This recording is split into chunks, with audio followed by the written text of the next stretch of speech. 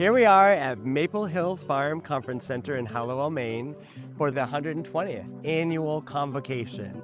The first convocation of Bangor Theological Seminary was held in 1905, and here we are in 2025, 120 years in the making, still carrying on this tradition, weaving together learning and community and hopefully helping people find respite in the midst of their busy and confusing lives. So I'm really excited that we went in the direction of storytelling for this convocation, flipping the script, claiming our voices, telling our stories. With that theme came an invitation for people to submit stories, and we were hoping we would get a few, and we got many more than a few. So we worked with Stellar Story Company to help coach 7 storytellers to tell well-crafted, shaped, polished stories, and they were amazing. People just sharing about themselves and their own journey. They made us laugh, they made us cry.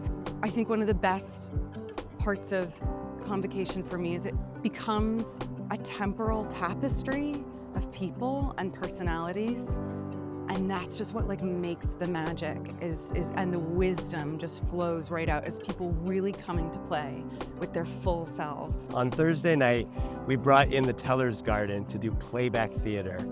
And I loved approaching storytelling from the other angle. These were not polished stories. This is someone who just raised their hand and said, hey, I want to tell my story.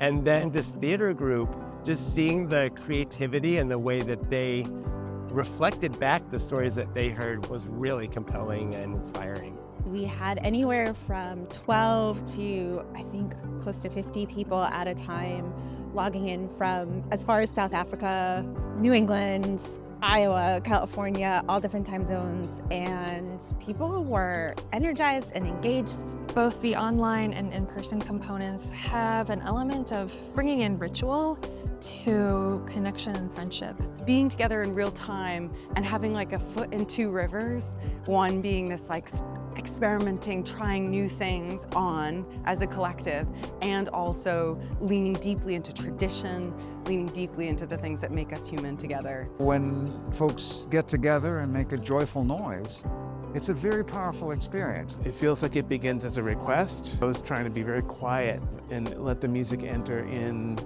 the conversations that people are having. One of my favorite parts is just moving around the tent and around the room and having conversations with people. We've set up some ways that people can, in a quiet way, in a way that is right for them, finish open sentences. An open sentence like, one thing I love about being alive in this world is. The people who are invested in this give a lot of themselves and are ready to show up with a great sense of humor and just a heft of joy that complements so much of the despair that sometimes accompanies what people think of when they think of eco-spiritual work.